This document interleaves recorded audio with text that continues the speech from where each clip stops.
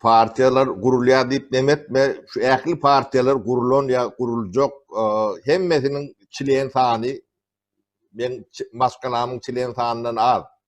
Onun için ondan hiç demedik görme.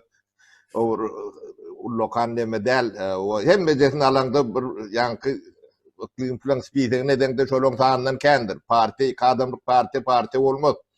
Ya iki adamlık yankı komitet diye yeni orada diye iki adam üç adam o bir resmi bir kurama olsun dağıt diye ediliyor da o dağıtlar yani on bir ne siyasi ağrım var onu hem de düşünüyor son için yol alınan nokta. Oluyor onu köyüne yankı şu 20. asırda kalanlarımız deyip düşünmeliler. Benim şu asırdan şoň üçin menem ullokan depki görkezem ok, karşılık görkezem ok, tesim çıkarman oturýan, kabul eden, ýalňyşlygyny bilýän bolýany. Benim şolardan, şonuň arasyna ýetişende, ýöne beýle bolmalylaryny düşünýänlerden biri.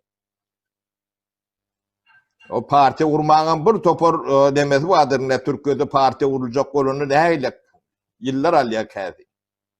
O ýörüýte adam tany var, maliýe demesi var.